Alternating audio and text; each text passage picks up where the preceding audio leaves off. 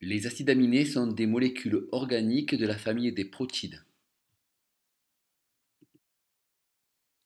Peptides et protéines sont des protides issus de l'assemblage d'acides aminés. Peptides et protéines sont donc des polymères d'acides aminés.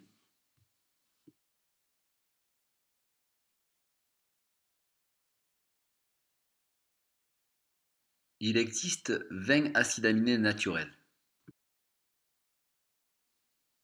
Chaque acide aminé est symbolisé par une lettre. Par exemple, G pour glycine ou A pour alanine. Pour certains acides aminés, le codage à une lettre ne correspond pas à la première lettre de l'acide aminé. C'est le cas pour 9 acides aminés.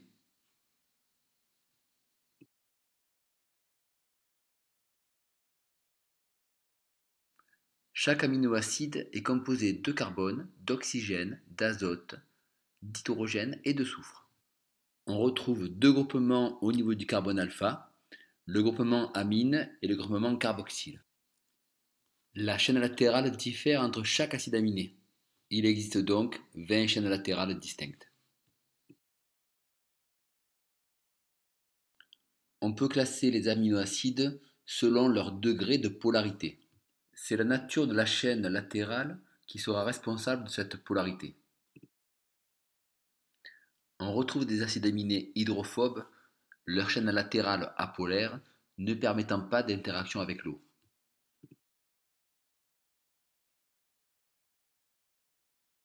On retrouve des acides aminés hydrophiles, leur chaîne latérale polaire les rendent solubles dans l'eau.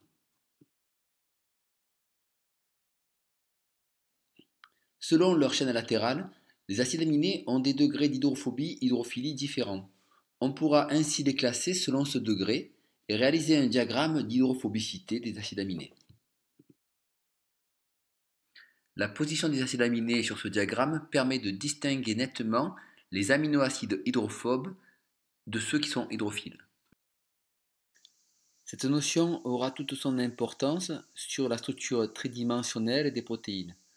En effet, les résidus apolaires auront tendance à éviter l'eau, à l'inverse des résidus polaires. Les protéines prendront une conformation spatiale adaptée. Par exemple, les protéines solubles dans l'eau forment un centre hydrophobe alors que les résidus polaires restent en surface. Une autre famille de protéines, les protéines membranaires, auront les résidus hydrophobes directement en contact avec la partie hydrophobe des membranes. On distingue plusieurs groupes d'aminoacides selon leur chaîne latérale. Ceux dont la chaîne latérale est apolaire, on les appelle aussi neutres car ils ne portent pas de charge. C'est un groupe de 5 aminoacides: alanine, glycine, valine, leucine et isoleucine. On trouve deux aminoacides alcools qui portent chacun une fonction alcool soit primaire soit secondaire.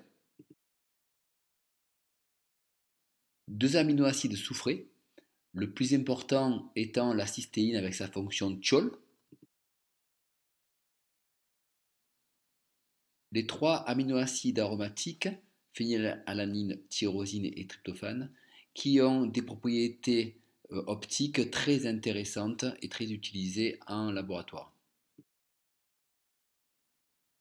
Deux acides aminés acides qui sont porteurs d'un groupement carboxyle supplémentaire au niveau de leur chaîne latérale.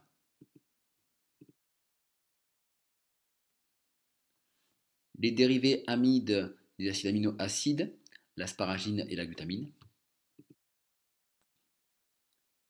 Trois aminoacides basiques car porteurs d'une fonction basique sur leur chaîne latérale. Le dernier des acides aminés étant en réalité un iminoacide.